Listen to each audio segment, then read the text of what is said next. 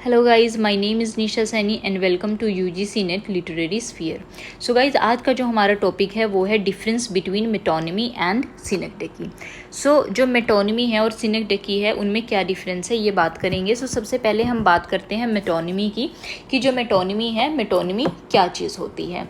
सो जो मेटोनिमी है, metonymy is a figure of speech in which a concept is referred by the name of something closely associated with that thing or concept।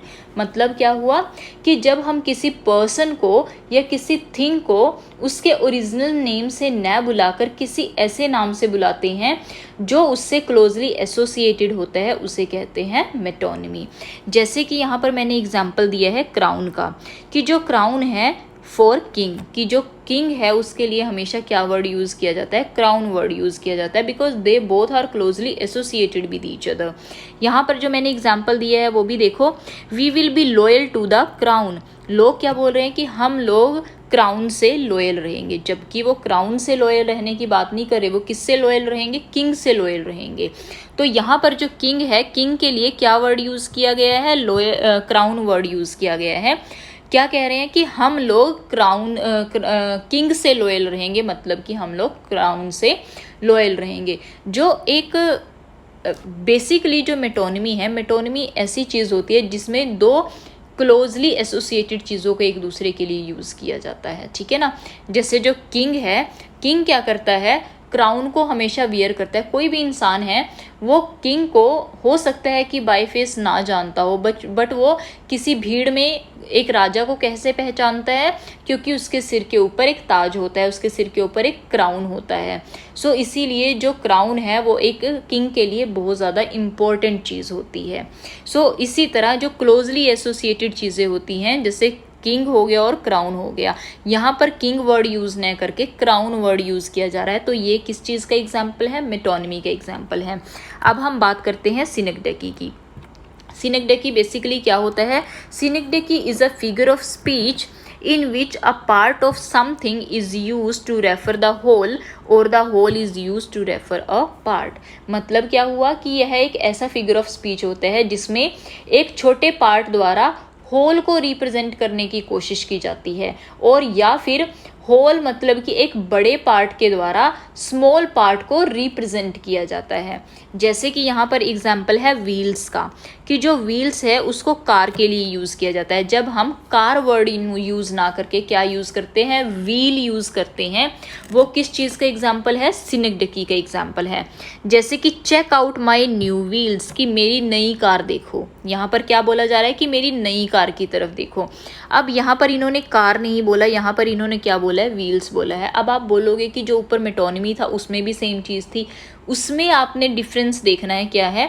Metonymy में दो closely associated चीज़ों की बात की जाती है, यहाँ व्हील्स है। सपोज करो मैं ट्राई करती हूँ एक गाड़ी बनाने की आपके लिए। सपोज करो ये गाड़ी है ना भाई, सपोज कर लेना, ड्राइंग मेरी कोई ज़्यादा अच्छी नहीं है। ये जो है ये क्या होगी, हमारी गाड़ी हो गई। अब यहाँ पर क्या है, जो ये देखो आप व्हील्स है ना, व्हील्स क्या है, इस गाड़ी का एक हिस्सा है। व्हील्स क्या है, इस गाड़ी का एक पार्ट है, इस गाड़ी का एक बॉडी पार्ट है काइंड ऑफ। तो जब एक हिस्से के द्वारा, एक छोटे हिस्से के द्वारा पूरी बड़ी चीज़ को रिप्रेजेंट करने की कोशिश की जाती है, वो क्या होता है, सिनेक्डेकी होता है। यहाँ पर जो व्हील्स हैं, व्हील्स इस कार से क्लोजली एसोसिएटेड नहीं है, बट जो व्हील्स हैं वो कार का ही एक हिस्सा है। जब एक हिस्से की बात की जाती है ना, तो वो क्या हो गया, सिनेक्डेकी हो गया। आगे और भी एग्जाम्पल देखेंगे, आपको इजीली समझ आ जाएगा। पहले मैं आपको देती हूँ मेटोनिमी के एग्जाम्पल, फिर हम सिनेक्डेकी की तरफ मूव करेंगे। यहाँ पर देखो मेटोनिमी में क्या है, the pen is mightier than the sword.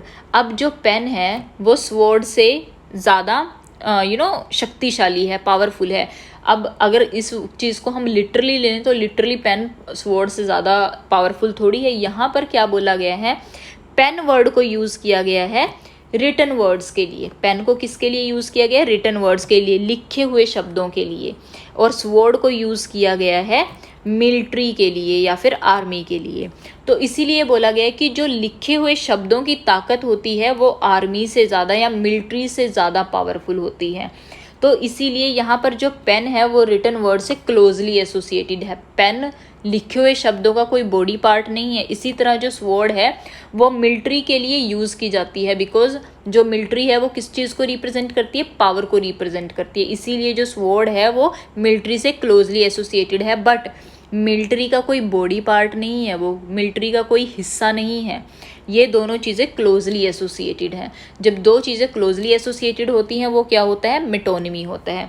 और एग्जांपल्स देखते हैं, जैसे कि the white house will make an announcement at night, कि जो वाइट हाउस है वो रात को एक अनाउंसमेंट करेगा। ठीक है, अब यहाँ पर जो वाइट हाउस है, वाइट हाउस बेसिकली किसके लिए यूज़ किया गया है, यूएस के प्रेसिडेंट के लिए यूज़ किया जाता है।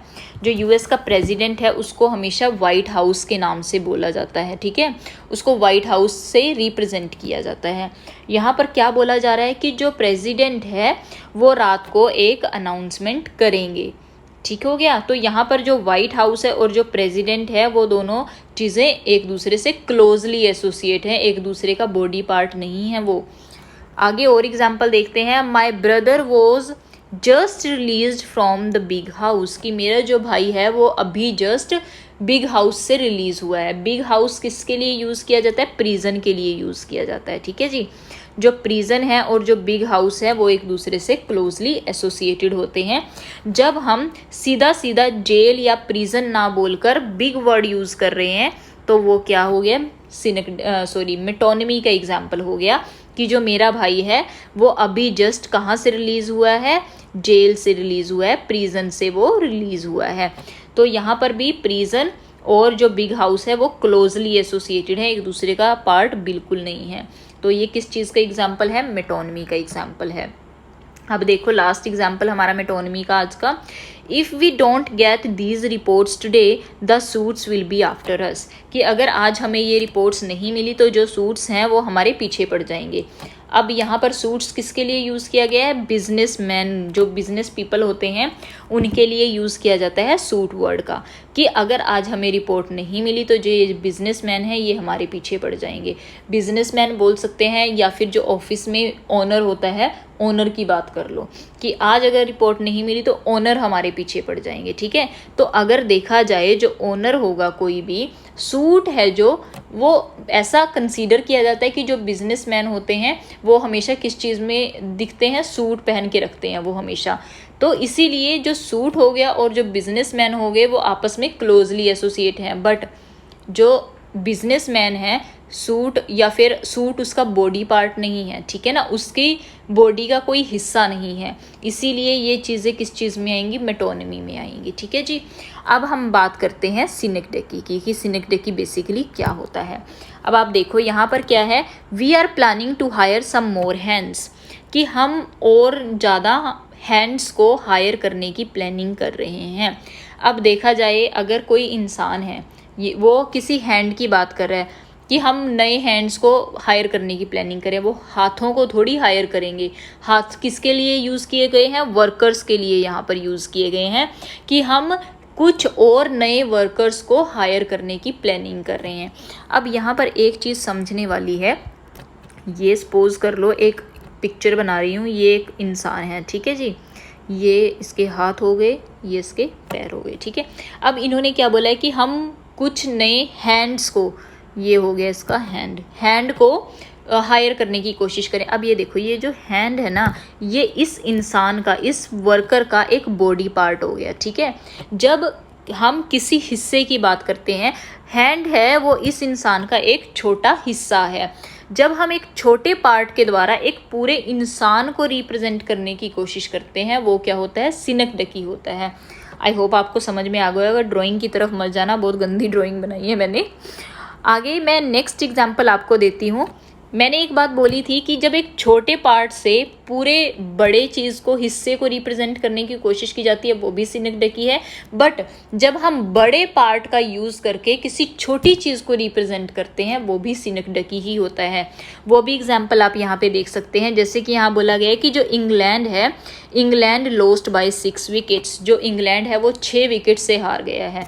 अब देखा जाए इंग्लैंड थोड़ी हारा है, इंग्लैंड यहाँ पर किसके लिए यूज़ किया गया है, इंग्लिश क्रिकेट टीम के लिए यूज़ किया गया। वो जो 11 लोगों की एक टीम है उसके लिए इंग्लैंड वर्ड यूज़ किया गया है। क्यों किया गया है? क्योंकि ये जो 11 लोग हैं ये कहाँ से बिलोंग करते हैं? इंग्लैंड से बिलोंग करते हैं। ये किसके लिए खेल रहे हैं? इंग्लैंड के लिए खेल रहे हैं, इसीलिए इंग्लैंड वर्ड को यूज़ किया गया है क्रिकेट टीम के लिए, इंग्लिश क्रिकेट टीम के लिए। तो यहाँ पर क्या है, ये बड़ा हो गया, ये पूरा हो गया इंग्लैंड, और ये जो 11 लोग हैं वो इस पूरे इंग्लैंड का एक हिस्सा है, ये इसका ही एक बॉडी पार्ट है अगर देखा जाए तो इसीलिए किस चीज़ में काउंट होगा? सिनेक्डकी में काउंट होगा, ना कि मेटोनमी में आएगा।